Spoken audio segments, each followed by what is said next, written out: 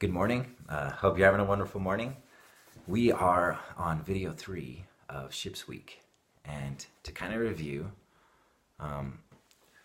we had been discussing a history of a family that lived in Jerusalem. And this was around the year 600 BC. And the father of that family, Lehi, had received divine inspiration to leave Jerusalem. This was their place of abundance.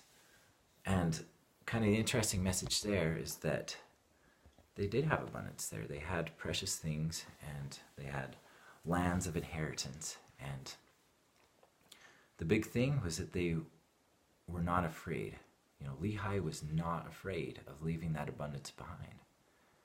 Because with that mindset of abundance, you know that it will return to you. As long as you are following that flow of your life, aligning your life with that divine guidance and inspiration, you know that you'll have all that you need and that you can lead a life of abundance. And so he wasn't afraid to leave it behind. He had sons that thought otherwise, but he was not afraid at all. And so they depart into the wilderness.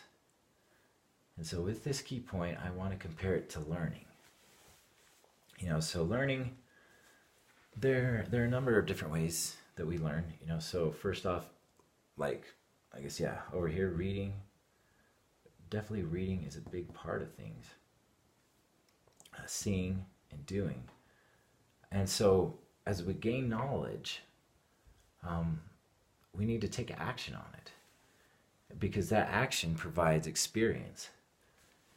And after the experience, you can either say, okay, I want to do some more with this, and come back to action. And so you're just constantly going around. Or experience, maybe you gain the experience and you're like, wait, I need to step back and just kind of study more about this. So you come back to reading and gaining more knowledge on that topic. And so it's kind of just a little cycle here that you can go through on that. So as they came into the wilderness, they passed through a place called Aqaba. And the big point there was that they had iron manufacturing. They also had shipbuilding, and even along this whole coast of the Red Sea, there were, many shipbuilders. But the big point in Aqaba was iron manufacturing. And so kind of the point here is that, so they weren't going to build the ship until they arrived at, the coast of the Arabian Sea. And so that was a number of years later. But they learned iron manufacturing, or observed it, back here in Aqaba. And so kind of in our own lives, you might go through an experience, you might learn something, you might read a book and learn something there. Whatever it might be, and that knowledge might not be completely necessary at that point in your life. You might not need it right then. But, later on in life, it may become very applicable, very critical.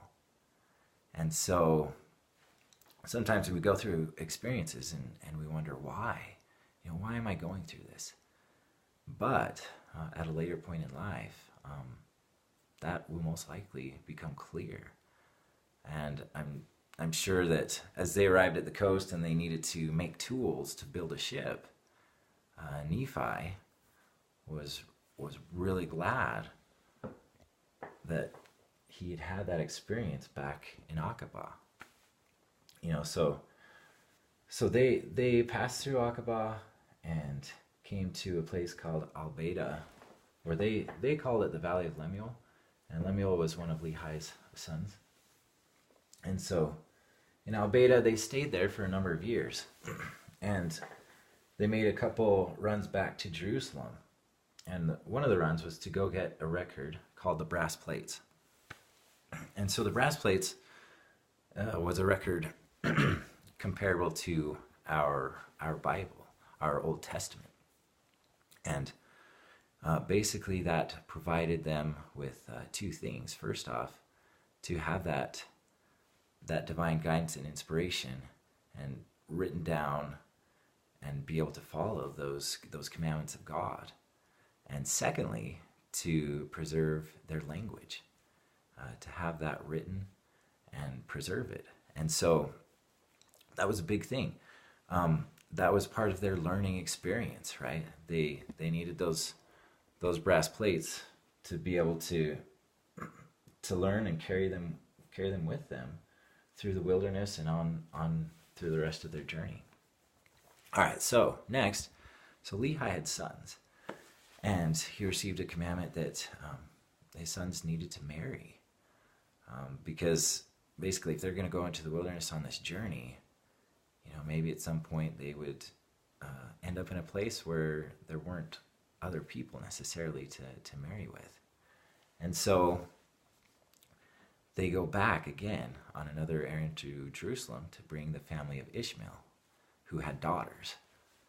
And at some point during their journey, actually during their stay here at Al-Beda, those marriages occur between the sons of Lehi and the daughters of Ishmael. And so another way of learning is through experience, like I already mentioned. Marriage has been a very big experience for me.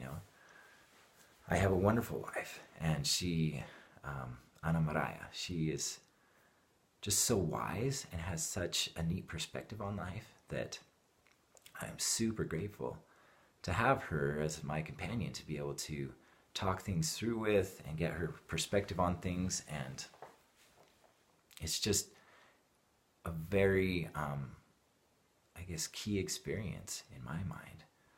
And so throughout life, we have experiences that we go through, and they're a big learning, a big part of learning. And so next, they also received visions. And so in our life, we can receive different inspiration and guidance. And I noted two different visions here. First, Lehi had a vision of the tree of life, and that was kind of a vision that applied to spiritual guidance, like an internal guidance. And then this vision, the vision of Christopher Columbus. So Nephi, he saw many things. He actually saw the promised land that they were headed to, the Americas.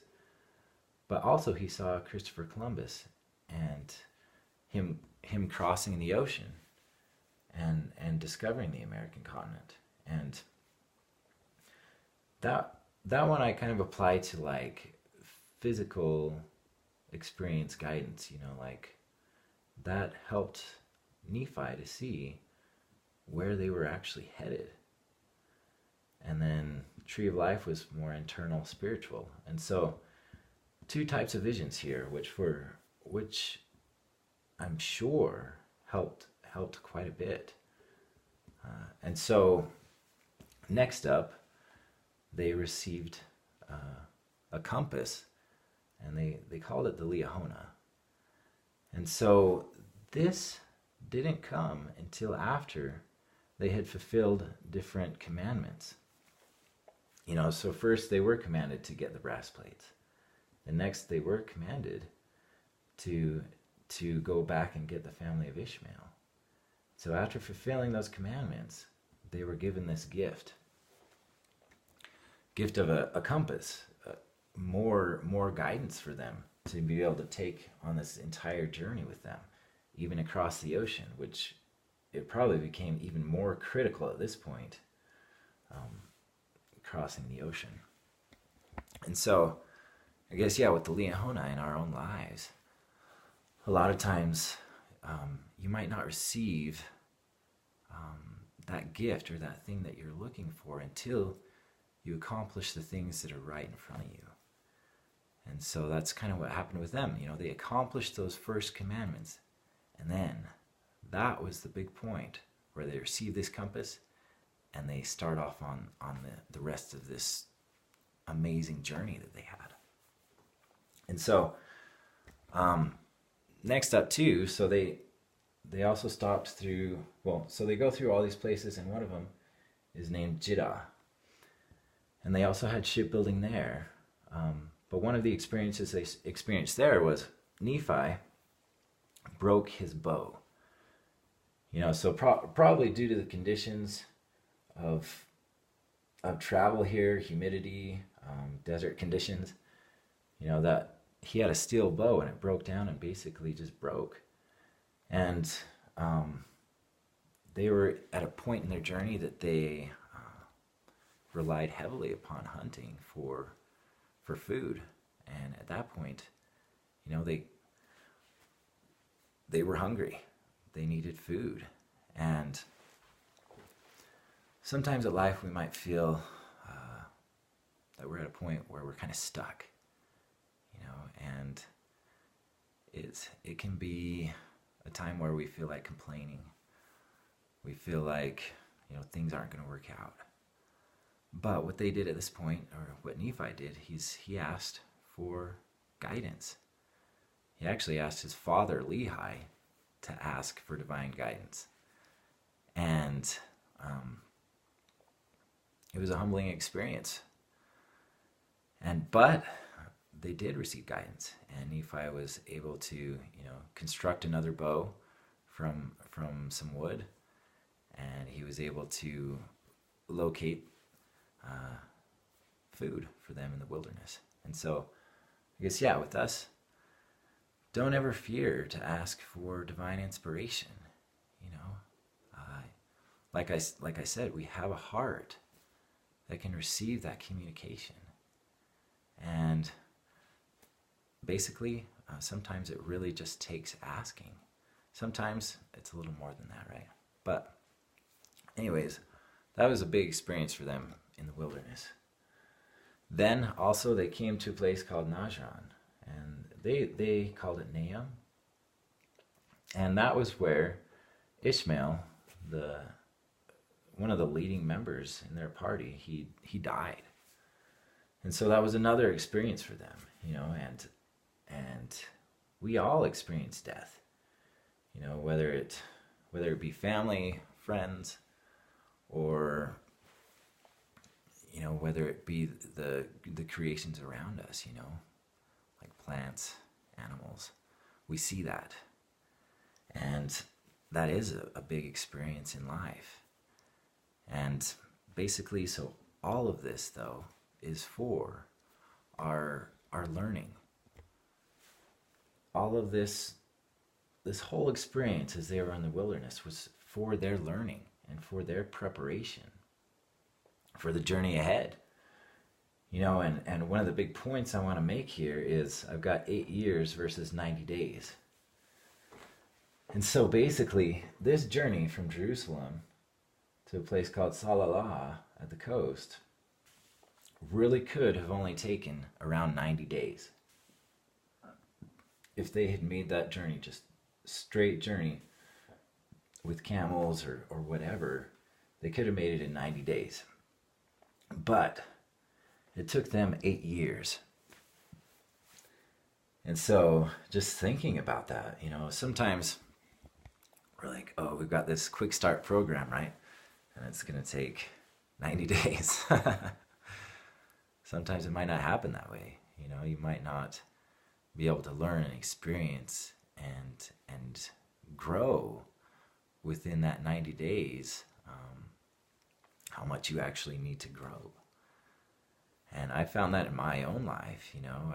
I've gone on an LDS mission. I've been a part of the military, served a tour in Iraq.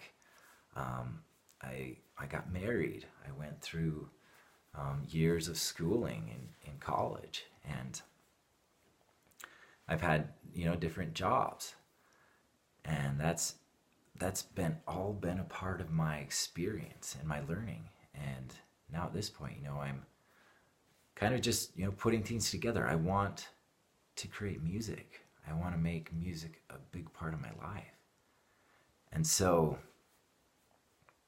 maybe that didn't occur right off the bat, Maybe I needed to go through this experience in order to provide what I needed to as a musician.